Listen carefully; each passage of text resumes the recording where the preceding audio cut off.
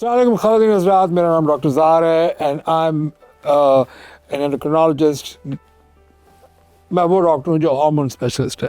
میں موٹاپے کے حوالے سے کچھ باتیں یہاں ضروری آج آپ کے ساتھ کرنا چاہ رہا ہوں، اور ان میں سچ اور جھوٹ میں جو یا سچ اور جھوٹ کا ورڈ تو ذرا مشکل ہو جائے گا، ٹف ہے. صحیح کیا ہے اور غلط کیا ہے اس کے اوپر میں ایک چھوٹا سا آپ لوگوں کو پریزنٹ کرنے لگا ہوں کیس.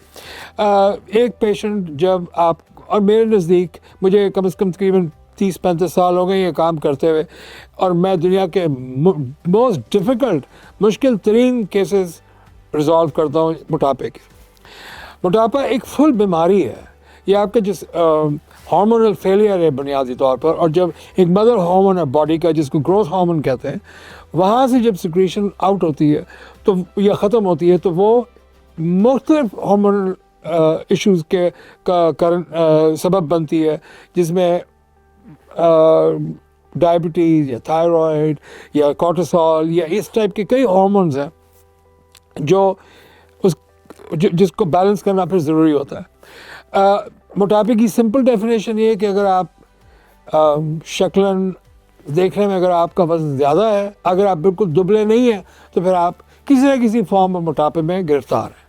اس کو فکس کرنے کے لیے آپ کو نہ ایکسرسائز آپ کے کام آ سکتی ہے، نہ جم کام آ سکتا ہے، نہ خالی کوئی نیوٹریشنل یا ڈائٹری انٹرونشن کچھ کر سکتی ہے.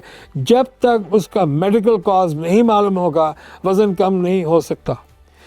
اگر آپ سرجری کر رہے ہیں کہ سرجیکل انٹرونشن کریں گے تب بھی نہیں ہوگا، کیونکہ سرجری صرف آپ کا they can cut your stomach. For example, they'll just do the surgery and they remove a part of the stomach.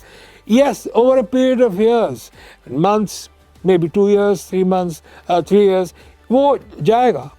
لیکن آپ کا جو انڈر لائن کاز ہے وہ نہیں جا سکتا، اس لیے کیونکہ اگر آپ کی انڈر لائن کاز میں آپ کو بھی سمجھاتا ہوں کہ ہوتا کیا ہے. اللہ تعالیٰ نے انسان کو ڈیلی کم سے کم 15 سے 20 کلومیٹر واک کرنے کے لیے بنایا ہے. اور وہ کیوں بنایا؟ کیونکہ ہم جنگل کے لیے بنے. ہمارا کام شکار کر کے خوراک تک پہنچنے کا تھا. اب ہم 2026 میں نہ شکار کر سکتے ہیں، نہ ہم جا کے 10-15 میل کے لیے واک کر سکتے ہیں کہ ہمیں کچھ کھانے کو ملے. We have advanced and we have come to the point جہاں پر ہمیں ان چیزوں کی ضرورت نہیں ہے. اس سے ہوا کیا ہے؟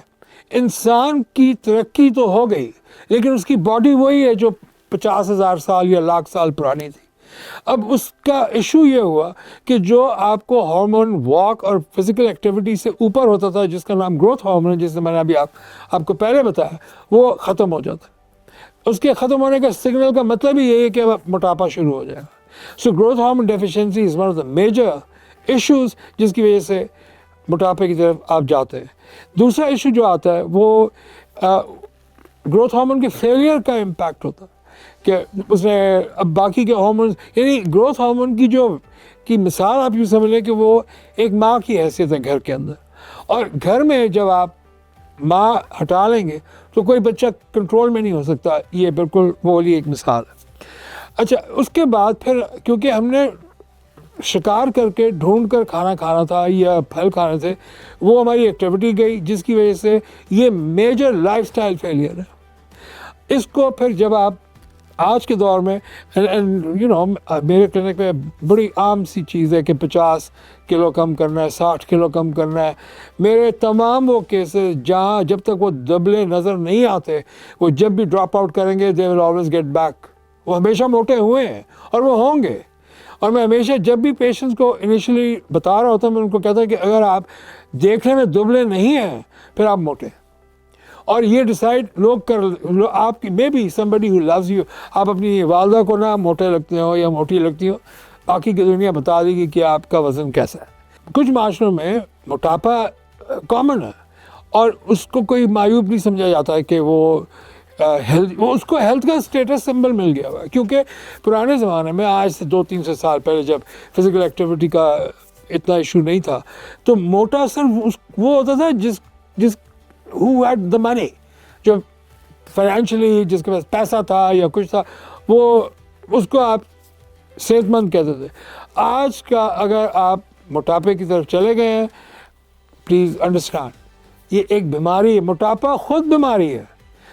اس کی جو وجوہات ہیں وہ معلوم کرنا ضروری ہے، لیکن موٹاپا بذات خود ایک انتہائی خطرناک بیماری ہے، اور پھر اس کا سدباب کرنے کے لیے آپ نے جب اس کا ڈائگنوسس کر لیا تو اب کئی چیزیں اکٹھی ہوں گی.